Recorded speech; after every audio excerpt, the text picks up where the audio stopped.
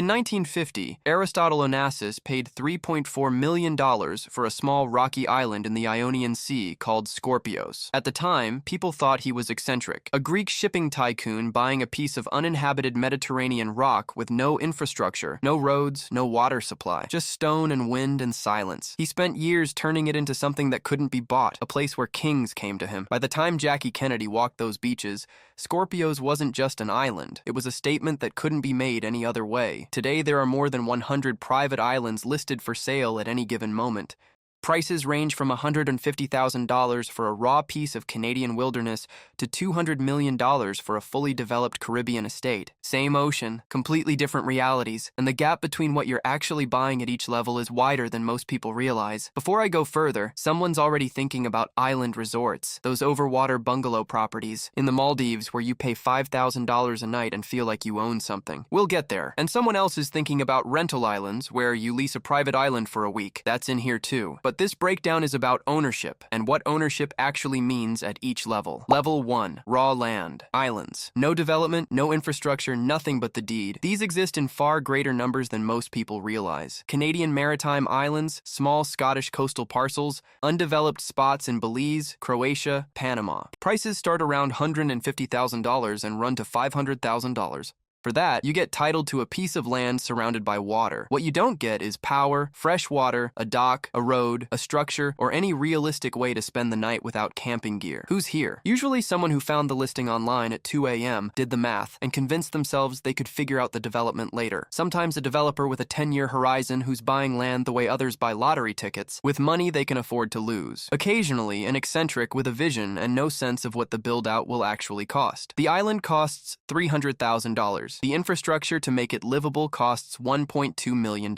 That number is never in the listing. And this is the first thing private island brokers will tell you quietly if they respect you enough to be honest. The land is the cheap part. It's always the cheap part. Level 2, undeveloped islands with utilities in place. The infrastructure is done. You just have to build solar arrays or generator systems, rainwater capture or a desalination unit, a dock that can accept a reasonable vessel, maybe a cleared access road. These islands are priced between $500,000 and $2.5 million depending on location and size. Still no structures, still no comforts. But the foundation work, the work that actually costs the most per dollar of visible return, is already done. Who buys here? The architect who has been designing the retreat in their head for a decade and wants to execute a vision from scratch. The sustainability-minded buyer who wants solar, rainwater, composting systems, and a home that operates entirely off-grid. The serious investor who understands that utilities-ready land in the right archipelago appreciates in a way that raw land simply doesn't. This is the level where the island starts having a future. Not a livable present, but a genuine future. The difference between level 1 and level 2 is not the price. It's whether the island is a dream or a project. Level 3, islands with basic structures. A house exists. Maybe two. This is the entry point into actually inhabiting a private island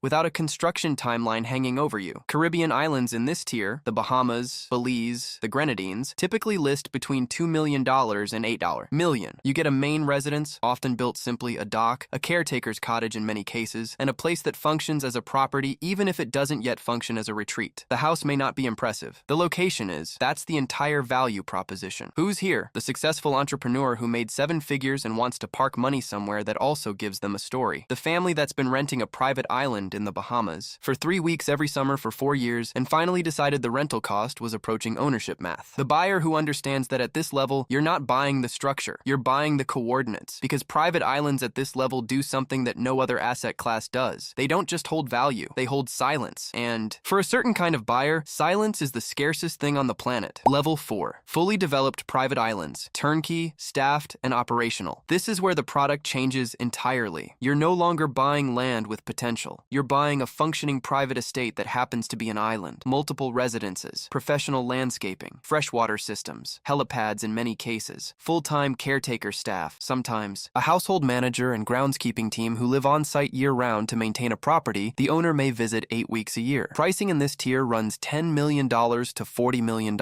Necker Island, before Richard Branson developed it, sold for $180,000 in 1978. After decades of investment, it leases for $105,000 per night. That is the development trajectory in one example. Who owns here? The hedge fund manager who looked at the maintenance cost of their Connecticut estate and their Aspen ski house combined and realized that consolidating into one extraordinary property actually simplified their life. The family office that treats the island as a multi-generational asset, something to be passed down in the same category as art. The CEO who needs a location so inaccessible that work cannot follow them there because geography is the only thing that actually enforces the boundary. This is also where islands begin to function as businesses. Renting the property when you're not there at $25,000 to $75,000 per week covers meaningful portions of the carrying cost. The island pays for itself, not fully, but enough that the accountant stops making the face they usually make during these conversations. Level 5. Destination Islands. The island is the brand Necker Island, Musha Kai, Laukala Island in Fiji. These are not just properties. They are destinations with global recognition, curated guest experiences, and operating infrastructures that resemble boutique hotel companies more than private residences. Laukala sold for a reported $10 million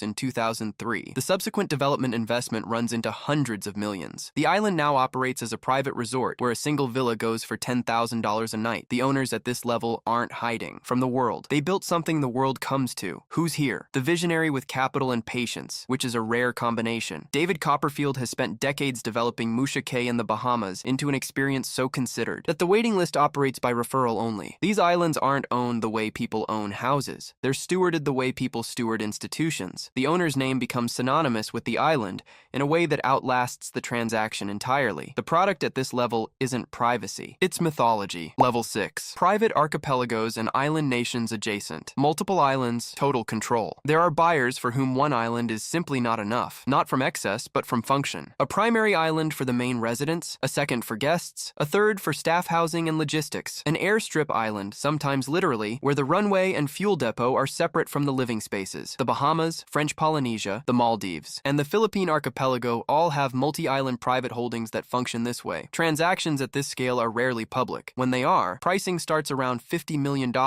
and has no ceiling anyone has reliably reported. Who's here? The individual whose principal residence is no longer in any country in a meaningful sense. Not a tax exile. A person for whom borders are a logistical detail rather than a geographic identity. The wealth at this level doesn't have a nationality. It has coordinates. Governments notice these buyers. Some actively court them, offering residency programs, development incentives, long-term lease structures. Because an archipelago developed by private capital creates infrastructure, employment, and tax revenue in places that had none. The buyer gets sovereignty-adjacent control. The government gets a constituency that doesn't ask for anything. Level 7. Sovereign territory. Actual. Private nations. This is where private island ownership stops being real estate and becomes political philosophy. The Principality of Sealand, a former World War II sea fort off the coast of England, was claimed by a British citizen in 1967 who declared it an independent sovereign nation and issued passports. The legal status remains genuinely contested. It is sold reportedly for 7 figures. The Seasteading Institute spent years developing frameworks for floating sovereign territories in international waters, autonomous platforms outside any jurisdiction governed by their own charters. Peter Thiel was an early backer. The concept attracted serious intellectual capital from people who found existing governance structures insufficiently flexible for what they wanted to build. No functioning private sovereign island nation currently operates with recognized international status, but the attempts are real, the funding is real, and the demand is real enough that governments pay attention to the movement. These aren't buyers looking for privacy. They're buyers questioning the foundational assumption that land and sovereignty belong to states rather than individuals. Aristotle Onassis didn't buy Scorpios to escape the world. He bought it to create a world with different rules. Rules where he controlled the guest list, the agenda, and the perimeter. Every buyer at every level is doing the same thing on a different scale. The raw land buyer wants a boundary the city can't cross. The archipelago owner wants a jurisdiction they define. The gap between them isn't money. It's the same instinct expressed at different magnitudes. Every other asset class sells you something that can be replicated. A building can be rebuilt. A yacht can be reordered. An island cannot be manufactured. The water around it is the only fence that has ever meant anything. And the people who understand that are buying differently than everyone else. If this was useful, subscribe. I break down how things actually work, not how the listing describes them.